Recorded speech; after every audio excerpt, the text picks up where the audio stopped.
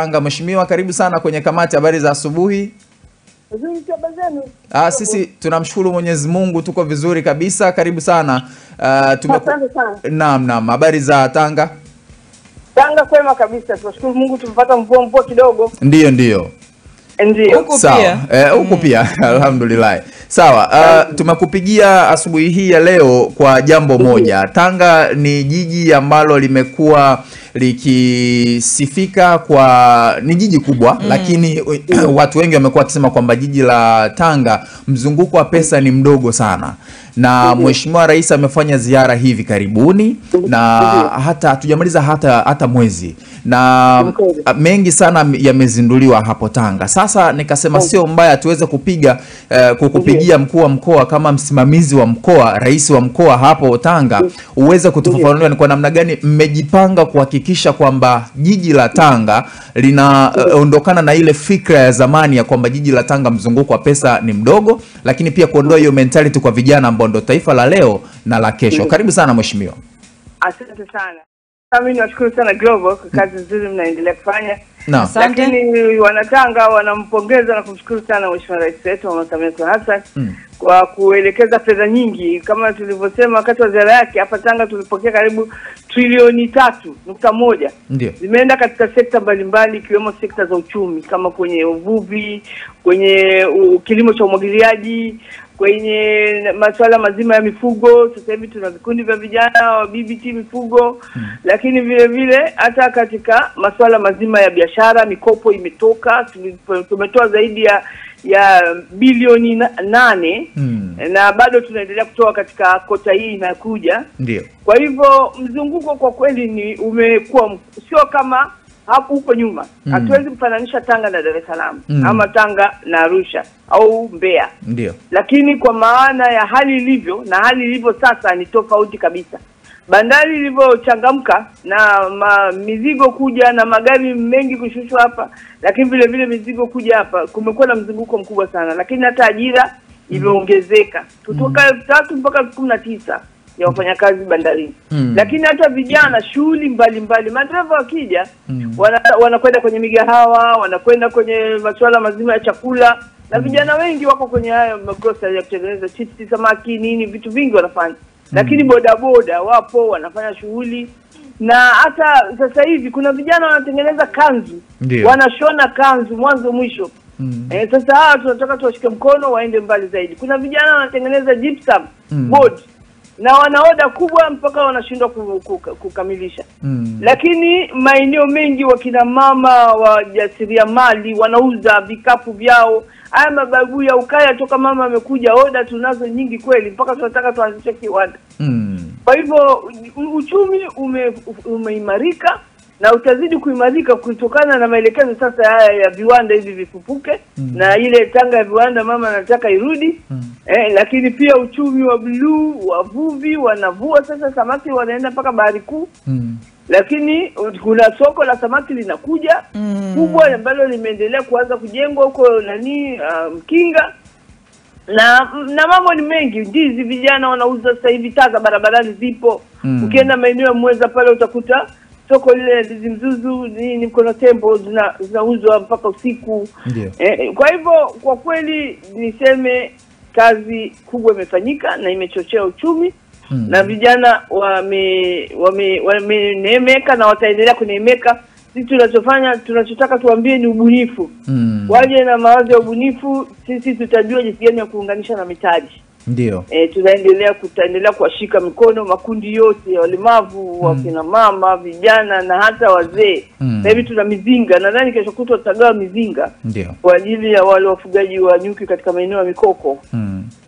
Naam. Sawa.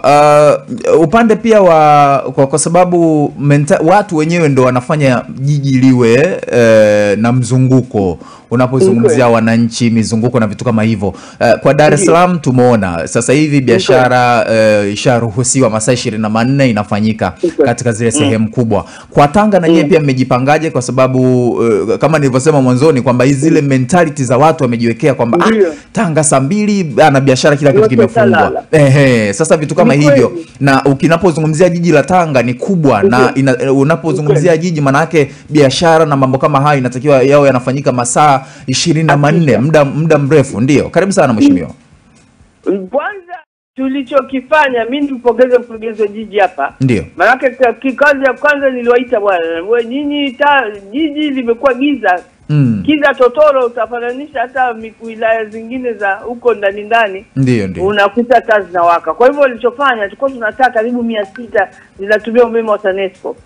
Na nyingi zilikuwa haziwaki. Kwa hivyo alichofanya ni kuzireplace na solar. Ndio. Kwa hivyo amekuwa na nani kubwa ya kuzireplace na solar, lakini akaweka na nani zile cameras. Kwa hivyo barabarani sasa hivi mambo mengi tunafuatilia kwenye kamera. Usalama umeongezeka na taa zinaendelea kuongezeka, na hizi taa zitaenda mpaka Muheza, tutakataza Mombo, Korogwe, Manga, kule Mkata, Handeni. Kwa hivyo biashara zitaendelea usiku. Na hivi sasa mwezi wa Ramadhani watu wakishatoka tarawih wataka wale kidogo na nini. Kwa hivyo tunaona mfumuko na mtikio mkubwa, na tutaenda zaidi ya pale ambapo tulipopo. Sawa. Kwa kuhitimisha, wewe ni moja kati ya viongozi ambao mmekuwa mkizungumza sana kupinga ukatili, na nakumbuka mwaka jana kama Disemba hivi 11-12 ulikuwa maeneo ya Mkinga, wilayani Mkinga, na ulizungumza ukawahusisha viongozi ngazi za vijiji na mitaa kwamba wapinge ukatili wa kijinsia. Na hii Tanga ni moja kati ya mikoa ambayo pia ilikuwa kitajwa kuhusiana na masuala ya ukatili wa kijinsia. Mpaka sasa hivi hatua ambazo umechukua, unaweza ukatufafanulia ni kwa namna gani mmejidhatiti kuhakikisha kwamba mnaondoa kabisa, na maana sio kupunguza, kuondoa kabisa swala la ukatili wa kijinsia? Karibu sana mheshimiwa. Mimi niseme tu kwa kweli tunashukuru sana kwa Global kwa kulifuatilia hilo. Tumeendelea kushirikiana na wenzetu wa Sumaujata, lakini na taasisi mbalimbali, wenzetu wa polisi, dawati lile. Na changamoto ambayo tunaanza kuiona ni kwa wazazi wenyewe. Ndio. Tokio likitokea, mzazi anaanza kuongea na mzazi wa mlalamikiwa na kuanza kunegotiate masuala ya pesa yaishe. Sasa haya yanatukatisha tamaa sana. Mimi nimeshaambia watu wangu kwamba mzazi atakaye kudhibitika amefanya masuala ya negotiation nayo achikwa awekwe ndani, kwa sababu na yeye anakuwa ni kama amesaidia na analalisha jambo hilo kutendeka. Ndio. Kwa hivyo tunaendelea na swala hili zima, na hatutachoka mpaka kuona kwamba ukatili unakuwa ni sifuri na unaondoka kabisa. Mimi ni kushukuru sana mheshimiwa, maana leo nimekushtukiza asubuhi, lakini nakushukuru sana kwa kuona faida ya kuzungumza na sisi na kuwafahamisha Watanzania na yale machache kutoka jiji la Tanga. Nashukuru sana, nataka kazi njema. Nashukuru sana mheshimiwa. Asante. Naam. Ni mkuu wa mkoa wa Tanga, mheshimiwa balozi daktari Matilda Buriani. Mambo mazuri. Umemsikia? Tanga ni moja kati ya sehemu ambayo ilikuwa kidogo na changamoto. Ile swala wanasema kifika tu saa 1 saa 2 kitu shwa kimya. Sasa hiyo nikasema hapana, tuulize mheshimiwa rais katoka juzi imekuaje, na mwenye mkoa wake ndo kama huyo umemsikia akizungumza. Mambo ni mazuri kwa sababu hata katika ile ziara ya mheshimiwa rais mheshimiwa Juma Aweso waziri wa maji alizungumza akasema bwana, Tanga yetu na mabadiliko, kwa sababu siku za nyuma watu walikuwa wakienda kule kuzika, watu wakienda kule kwa ajili ya kupata timba za waganga wa jadi, lakini kwa sasa mambo ni tofauti. Sawa. Sisi tunamshukuru mkuu wa mkoa, lakini turudi sasa kwenye mijadala yetu asubuhi hii ya leo ambayo tulikuwa nayo. Ukiangalia hapo kwenye title tumesema Chadema wachekelea Pastor Ezekiel anaingia Tanzania. Ni siku 3 za ishara, miujiza, maajabu na uponyaji tele, na kuliombea taifa la Tanzania. Huduma ya New Life Prayer Center and Church Mombasa nchini Kenya na rais wa Baraza la Mitume na Manabii Tanzania Daktari Joshua Mwatiara wanamleta Tanzania mtu wa Mungu Pastor Ezekiel katika mkutano wa siku 3 pekee mkoa wa Kilimanjaro. Eneo ni katikati ya Bomang'ombe na Kia, kituo cha Mijohoroni, kuanzia tarehe 14 hadi tarehe 16 mwezi wa 3 2025, kila siku kuanzia saa 2 asubuhi na kuendelea. Wamepona na kufunguliwa wengi, hauna sababu ya kuteseka tena. Madhabahu ya kifamilia iliyotesa